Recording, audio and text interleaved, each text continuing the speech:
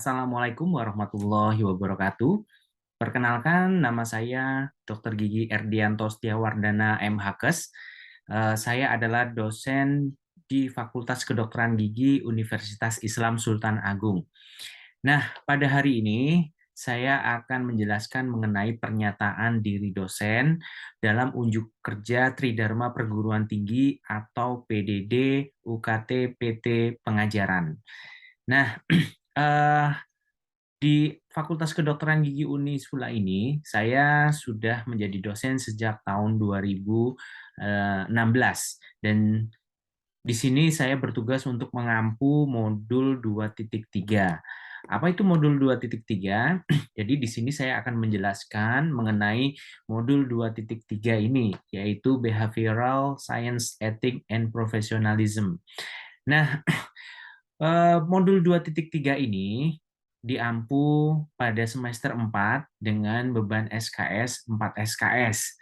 Nah, mata kuliah apa saja yang ada di dalam modul 2.3 ini, kemudian deskripsi mata kuliah seperti apa, capaian pembelajarannya seperti apa, kemudian sasaran pembelajaran dan juga metodenya seperti apa, ini akan saya jelaskan untuk kedepannya. Jadi yang pertama, mengenai modul 2.3 ini, saya mengampu karena memang latar belakang saya, pendidikan S1 saya adalah dokter gigi, dan juga pendidikan S2 saya adalah Magister Hukum Kesehatan.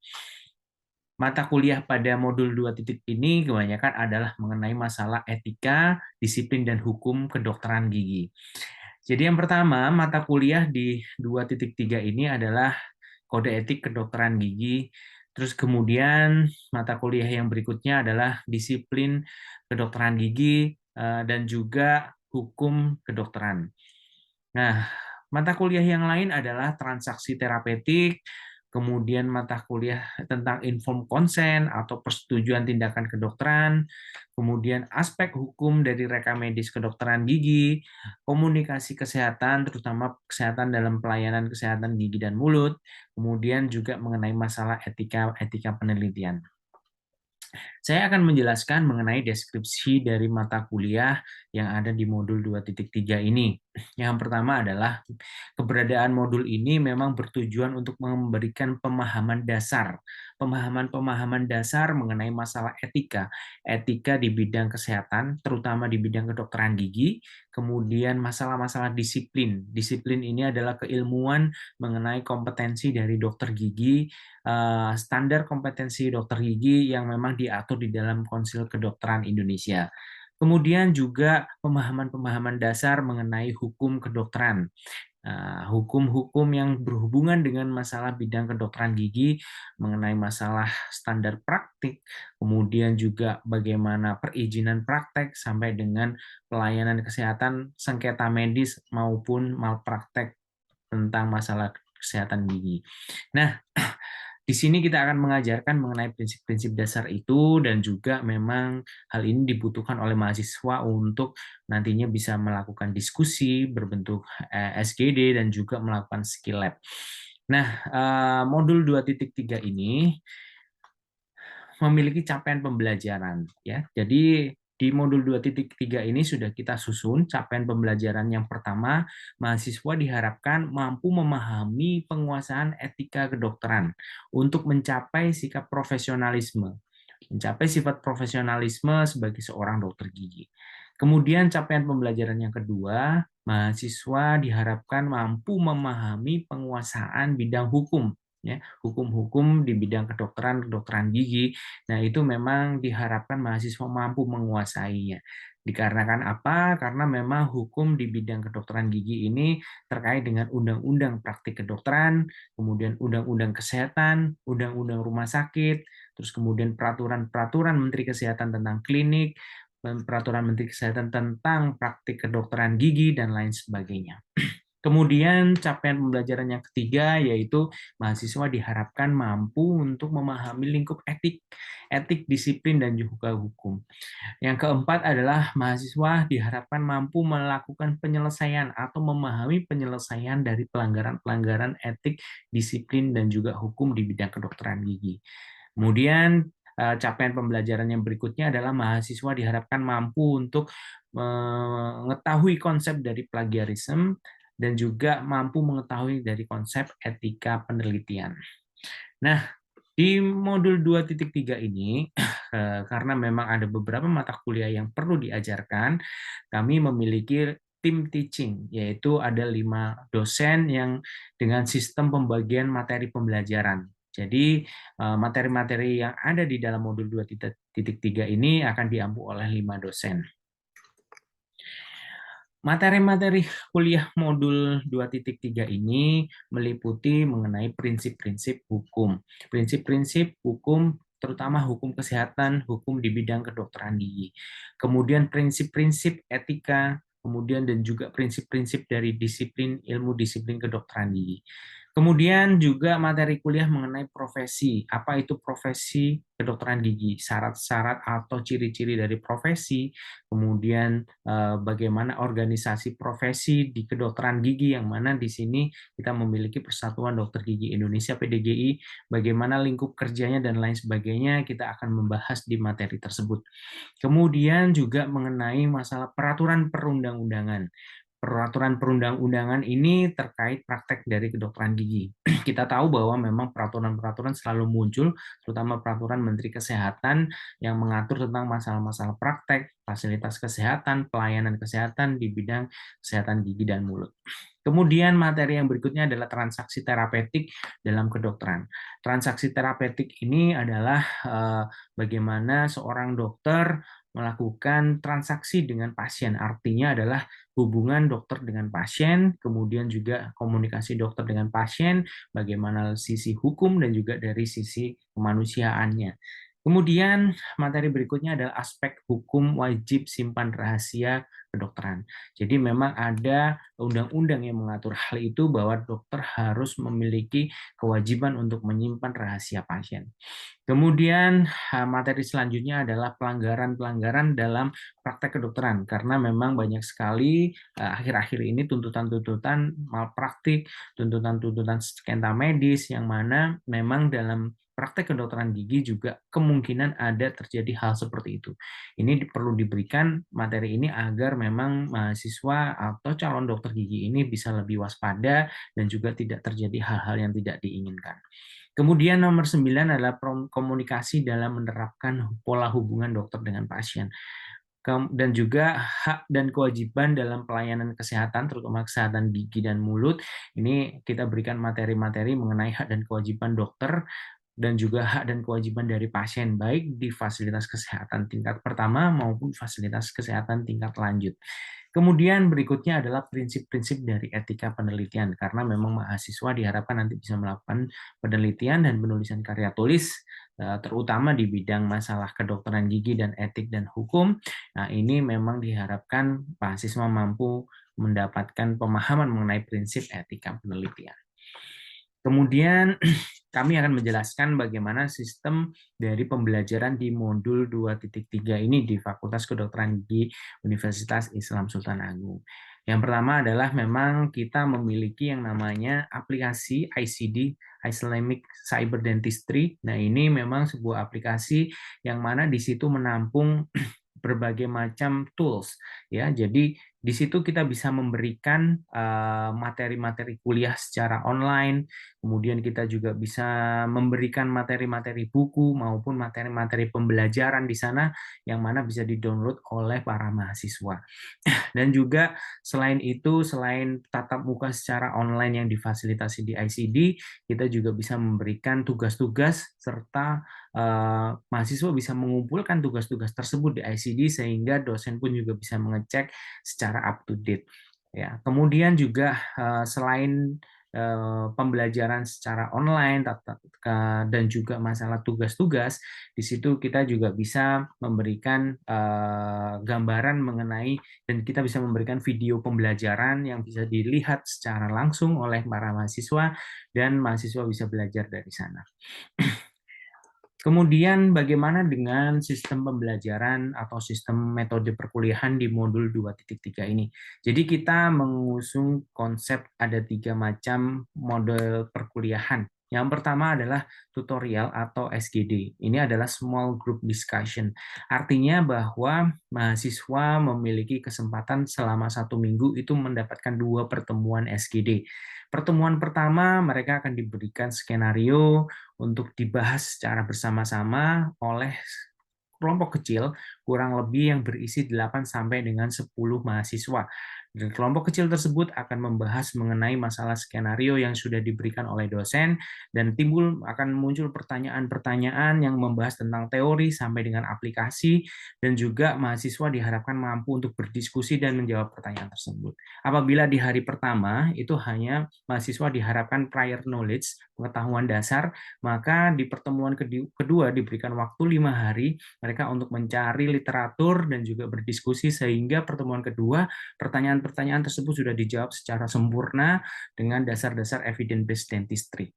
Kemudian model perkuliahan yang berikutnya adalah skill lab atau praktikum, di mana para mahasiswa itu akan mendapatkan metode pembelajaran berupa skill, seperti contohnya adalah cara pencabutan gigi, cara penambalan gigi, terus kemudian bagaimana melakukan komunikasi dengan pasien, terapeutik, melakukan informed consent, pengisian rekam medis. Kemudian juga selain itu juga metode pembelajarannya adalah kuliah pakar, yang mana ini adalah kuliah dosen memberikan materi-materi secara online maupun offline. Kalau online bisa dilakukan di ICD, kalau offline juga bisa dilakukan di dalam ruang perkuliahan.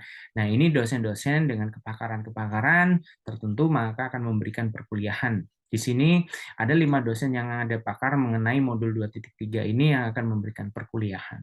Kemudian sistem dari ujian modul 2.3 ini adalah CBT dan juga OSCE. CBT ini menguji mengenai masalah teori-teori sehingga dan itu secara komputer, dan juga OSCE ini adalah menguji mahasiswa skill-skill yang sudah diajarkan tadi. Skill bagaimana komunikasi dengan pasien, skill bagaimana mereka melakukan informed consent atau persetujuan tindakan kedokteran, skill bagaimana mereka mengisi rekam medis dengan baik dan benar sesuai aturan hukum, kemudian skill dalam penyelesaian sengketa medis. Nah, seperti itu kita memberikan ujian di modul 2.3. Nah, untuk selanjutnya modul 2.3 ini kita akan simulasi dalam perkuliahan, bagaimana perkuliahan modul 2.3 ini akan Anda bisa melihat bagaimana sistem perkuliahan baik tutorial, skill lab maupun kuliah pakar. Oke, bismillahirrahmanirrahim. Assalamualaikum warahmatullahi wabarakatuh. Waalaikumsalam warahmatullahi wabarakatuh. Oke, saya cek. Mudah-mudahan suara saya terdengar jelas ya. Seperti hari ini bertemu lagi ya dengan saya. Mungkin seminggu ini full HP dengan saya gitu ya.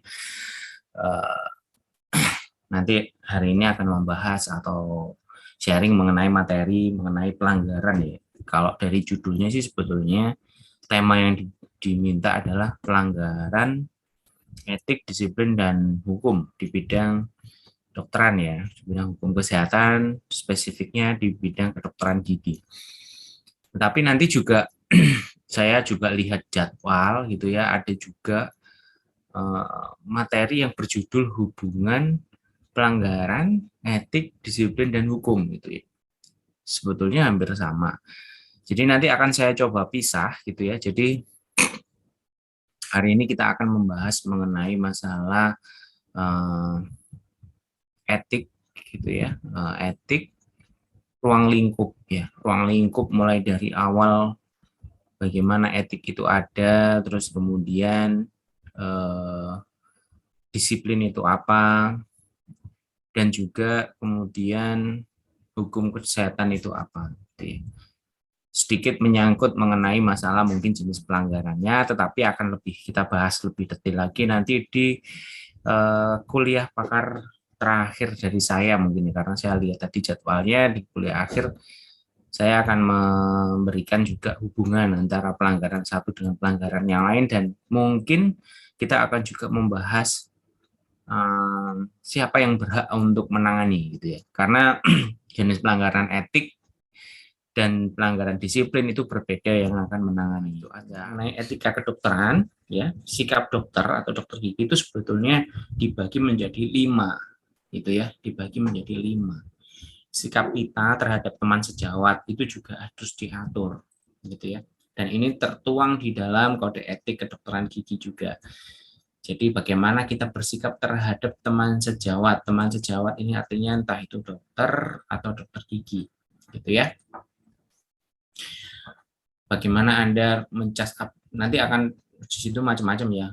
Gimana dok kalau misalkan ada dokter gigi yang berobat ke tempat saya harus bagaimana? Itu ada aturannya secara etik yang tertulis ya. Kalau ada ini terus minta apakah didiskon atau enggak, nah itu ada aturannya. Jadi Anda silakan pelajari, nanti akan belajar dari materi dari kuliahnya dokter Astim gini. Terus kemudian bagaimana kalau misalkan keluarganya dokter, dok, gimana keluarga dan misalkan istrinya dari dokter A gitu. Nah itu juga ada gitu ya, bagaimana terhadap teman sejawat. Terus kemudian kalau ada konsul atau misalnya ada pasien mencari second opinion ke kita ya, kemarin sempat saya sampaikan juga ya, sempat saya singgung problem-problemnya. Bagaimana kepada teman sejawat, apakah kita kalau misalkan teman sejawat kita itu salah mendiagnosis dan salah melakukan tata laksana, apakah benar kita bilang kepada pasien tersebut bahwa dokter sana itu ngawur, dokter sana itu wah ini ngaco dan lain sebagainya. Nah, apakah benar seperti itu? Itu sudah diatur ya. Kalau ada dokter yang sampai melakukan seperti itu, berarti dia nggak belajar mengenai. Jadi kalau misalkan kita lihat tadi, kita sudah belajar mengenai etika. Di sini kita akan belajar mengenai disiplin. Nanti ada juga ada hukum, gitu ya. Jadi arti bulat-bulat gini, etika itu diatur di dalam kode etik kedokteran gigi, misalnya kita ya. Disiplin itu diatur di dalam peraturan konsil kedokteran tentang disiplin dokter itu ada. Jadi sudah berbeda undang-undang, sudah berbeda peraturan perundang-undangan.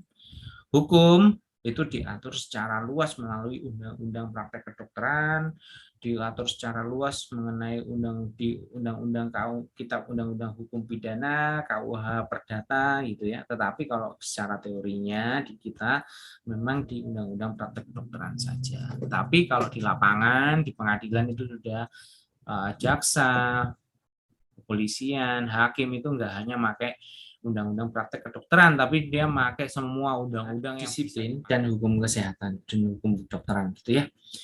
Kalau misalkan dari sisinya kita lihat dari prinsipnya, etika itu berbentuk sebuah moral. Baik moral itu masalahnya adalah ini benar dan salah, etik dan etis dan tidak etis saja. Etis dan tidak etis.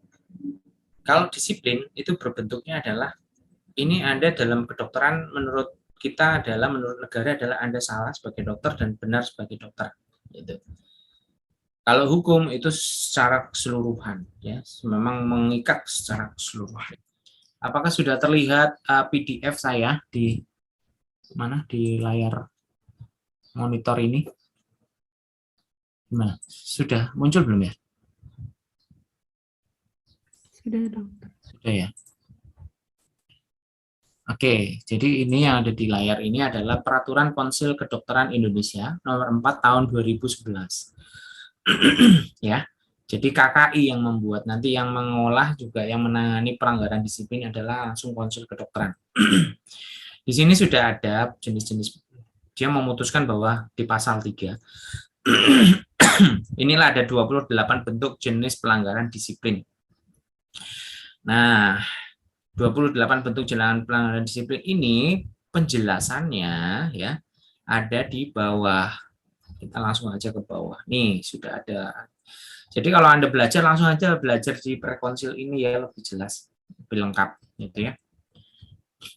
Melakukan praktek kedokteran dengan tidak kompeten. Kalau Anda SGD-nya itu Jumat jam 8 ada nggak? Izin menjawab, dokter. Untuk SGD-nya hari ini jam 9.50, dokter. Oh, kalau Jumat jam 8? Nggak tahu, nggak ada. Nggak, kalau nggak ada mau saya majukan aja daripada sore. Kalau sore itu. Oke, terima kasih banyak atas kehadirannya. Saya akhiri. Wabillahi taufiq wal hidayah. Assalamualaikum warahmatullahi wabarakatuh. Waalaikumsalam warahmatullahi wabarakatuh. Terima kasih dokter. Terima kasih, dokter. Assalamualaikum warahmatullahi wabarakatuh.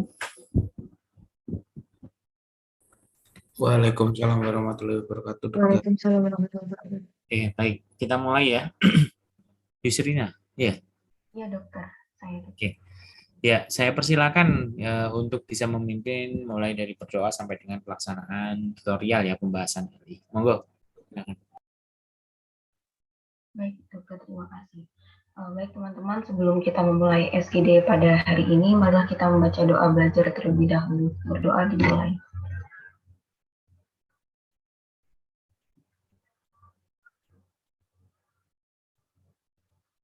Berdoa selesai, terima kasih. Selanjutnya, subscriber silakan untuk share screen terlebih dahulu. Meningkatkan bonding antara itu sama resin komposit yang nantinya akan diaplikasikan. Habis itu selanjutnya placement resin kompositnya. Habis placement resin komposit, terus nanti dia di cure dengan light cure selama 20-30 detik. Habis itu dipastikan dia tuh kayak udah mengeras, itu bisa kita cek dengan menggunakan sonde. Habis itu pengaplikasian silan. Terus untuk pengaplikasian silannya perlu diperhatikan tuh jangan sampai ada gelembung gitu pada dari saya. Terima kasih. Terima kasih, Safira. Selanjutnya, silakan Elia. Izin share screen. Tadi sudah pembahasan juga udah dari pertemuan pertama juga sudah sesuai sasaran. Oke, saya kira cukup ya. Monggo saya kembalikan untuk bisa ditutup. Baik, dokter. Terima kasih. Jadi, teman-teman, sebelum kita menutup SGD pada hari ini, marilah kita membaca doa terlebih dahulu.